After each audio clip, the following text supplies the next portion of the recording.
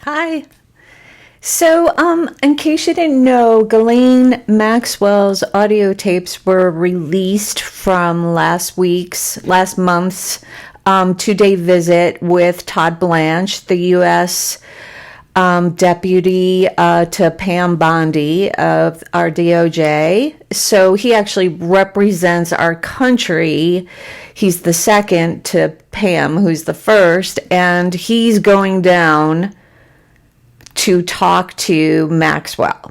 He's also Donald Trump's ex-criminal attorney, and he doesn't have a good record. But he gets sent down there because obviously he's with Trump all the way, right? So he goes down to talk to her. Those audios were finally released, and there was a couple hundred pages of everything they talked about and the audio tapes. So the press is going on and on about one or two particular sentences, of course, what they're told to go on. And that is that she never believed that Trump or Bill Clinton was doing anything that they shouldn't be doing. I'm paraphrasing there. So on the Midas Touch Network, where I get a lot of my news, and I highly suggest them. There's lots of places to get truth these days. Thank you for coming to mine. I appreciate it. Just hit like and subscribe, please, so I get out there more. And Ben from the Midas Touch Network, he went through all the hundreds of pages of the 10-hour conversation over the 2 days, and he's like, there's got to be something here. There's got to be something here. And then finally he saw what they haven't been saying in the press. She goes, but to suggest that Larry Summers or Clinton would certainly go, oh my gosh, this is like a guy, referring to Epstein, I'm going to get my body rubbed and have some sex. They're men that went and had a massage and maybe did something sexual. They're men. I wasn't in the room. I can tell you it happened. And if it did or not, I never paid for that. Just so that we're clear, nobody ever said to me, oh, we had sexual intercourse and that was a 3.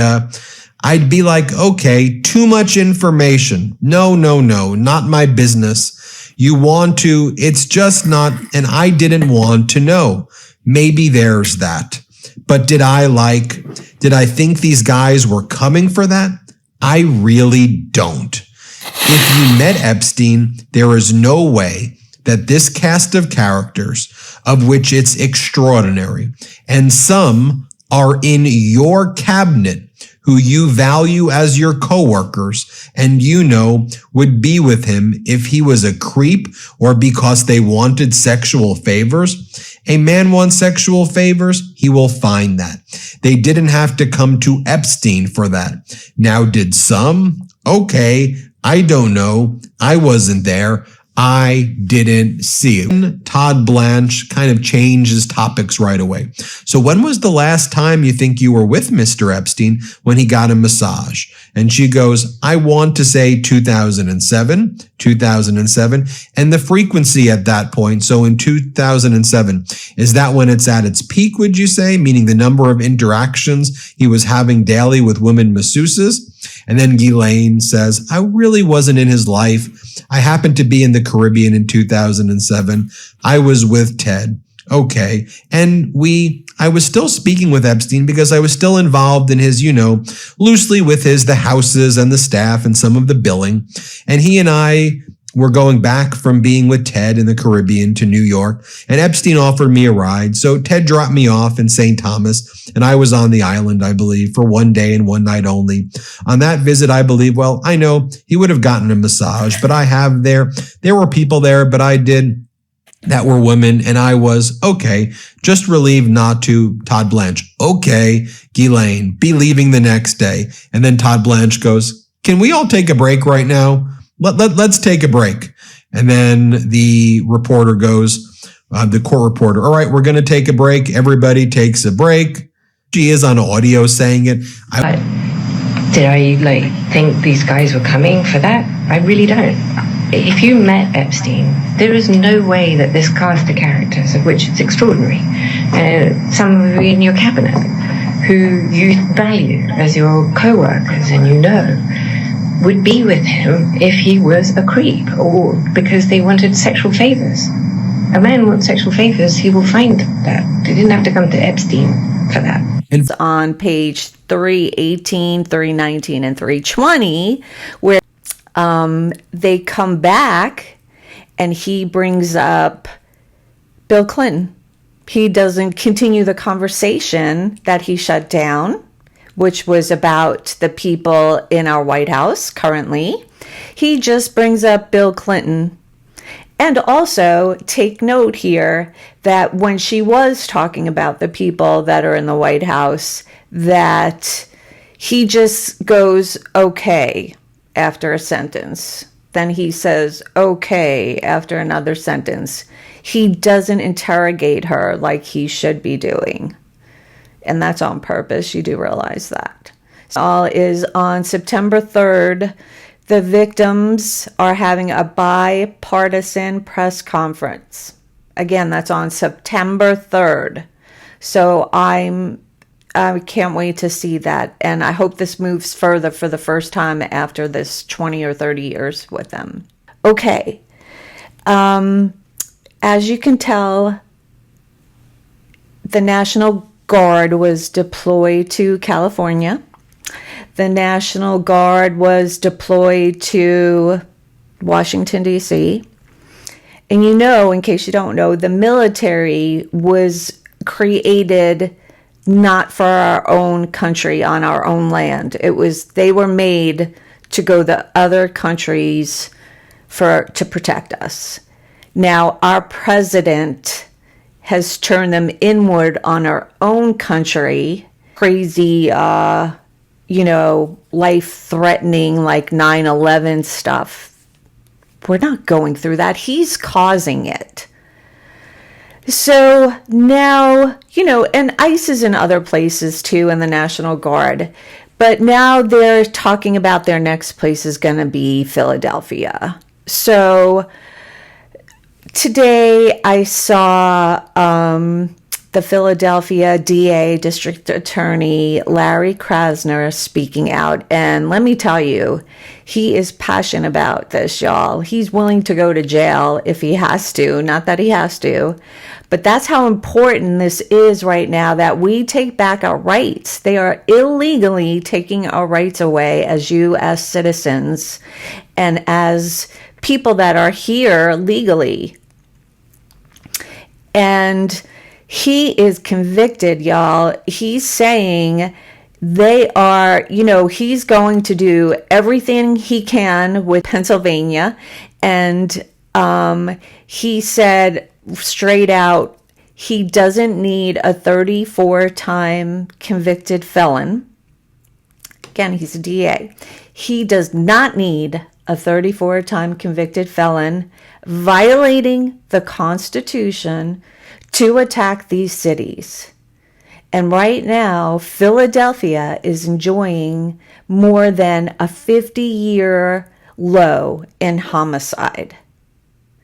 Also, he points out that President Orange keeps attacking mayors of color. He is a racist. He's a fraud. He's a convicted felon. He should be in jail right now. Okay, so when in fact, just like DC's crime rate was down 30, Republican states, the ones that voted for President Orange, they are more homicide prone than the Democratic states for the last 25 years. Yes. And in fact, he said 24 out of those 25 years, you'd have a better chance at getting killed in one of those Republican states than a Democratic state. And he said, why? He said, because the Republicans suck at taking care of their people, their states. Their leaders don't protect them. They don't speak for them. They only care about what the president is saying right now. And they're just doing what he says. They're not doing what their people need. And this is nothing new. And that's why the red states, and I hate to break them apart like that, but we're talking about the truth here, have these poverty levels. The ones that needed everything that the Republicans passed in the big bill need more Medicare, Medicaid, help with child care, wages, and they just keep getting ignored. And then Republicans vote and push this bill through because President Orange said to. And people are waking up to that. And they're not going to have it. You know, we already always talk about how blue states are givers. They over-exceed, they give to the federal government, they give to the government, as the red states like Texas is, and they go on about the blue states and the blue state issues. I mean, we all have issues in every state that we have to deal with, and that's what makes this country great. Let's live in the state that we want to live in, but let's not go down this road of living like a Nazi.